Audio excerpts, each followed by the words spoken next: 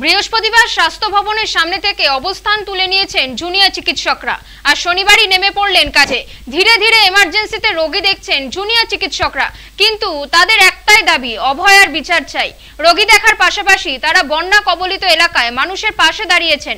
রাজ্যের বন্যা কবলিত এলাকাগুলিতে গিয়ে সাধারণ মানুষের পাশে দাঁড়াতে ওষুধ, জল, ত্রাণ সামগ্রী নিয়ে রওনা দিয়েছেন জুনিয়র চিকিৎসকরা।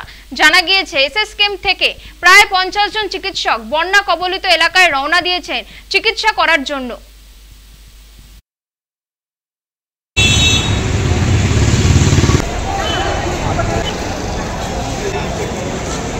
জুনিয়র ডক্টররা এতদিন যেটা আমাদের সিজ ওয়ার্কটা চলছিল সেটার জন্য, কিন্তু এখন আমরা যেটা করছি, আমরা এসেনশিয়াল সার্ভিসেসগুলো শুরু করেছি।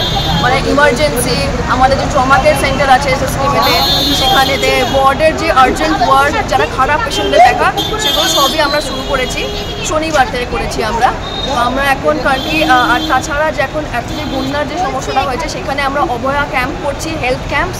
তার সাথে ওনাদেরকে আমরা যত সম্ভব হেল্প, খাবার সাপ্লাই থেকে শুরু করে মেডিসিন সাপ্লাই, জলের সাপ্লাই, যতটা ওদের হেল্প করা যায়। আমাদের আজকে একটা বড় টিম গেছে, অ্যারাউন্ড 50 থেকে 60 জন আমরা গেছি ওদেরকে মেডিকেল সার্ভিসেস আর এসেনশিয়াল সার্ভিসেস ওখানেও প্রোভাইড করতে। আমরা আছি মানুষের পাশে থাকছি। আমাদের শুধু একটাই হোপ যে আমরা আমাদের যে অভয়া দিদি, তাদের যাতে আমরা জাস্টিসটা পেতে পারি।